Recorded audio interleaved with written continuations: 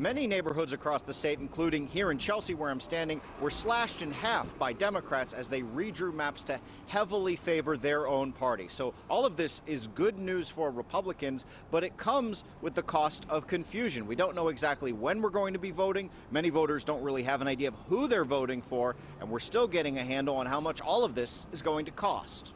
There's an old saying, voters should choose their politicians and not the other way around. Suraj Patel is a Democrat who was unsurprised that New York's highest court found the congressional and state Senate maps to be an unconstitutional gerrymander designed to give one party, in this case the Democrats, an unfair advantage. He's running in a primary against longtime Democratic Congresswoman Carolyn Maloney. He says some in his party got greedy and they tried to consolidate power, not just to harm Republicans, but to keep challengers like him from having a shot. You can't gerrymander when the voters of New York, in an overwhelming state referendum in 2014, explicitly made it unconstitutional to do so. Arguably the most brazen map made by Democrats, now struck down by the courts. Big victory for the people of New York. Was an attempt to defeat Republican Congresswoman Nicole Malliotakis by extending her Staten Island district north, deep into traditionally liberal parts of Brooklyn like Park Slope.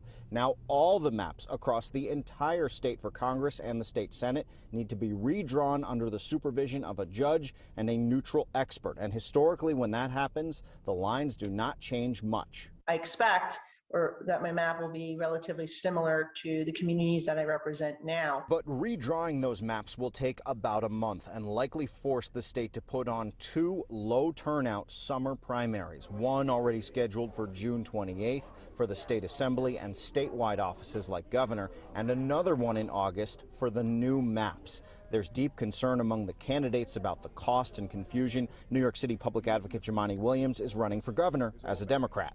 Having two different elections, the amount of money the state is going to spend there, it's all bad. We're already one of the worst voter turnouts in the nation. This is obviously not going to help that at all. As for the broader national implications, there was hope among Democrats that New York would sort of counterbalance the gerrymandering on the Republican side that was going on in states like Texas and Ohio, and that will no longer be the case as New York will see more even-handed maps. In Chelsea, Henry Rossoff, Pix 11 News.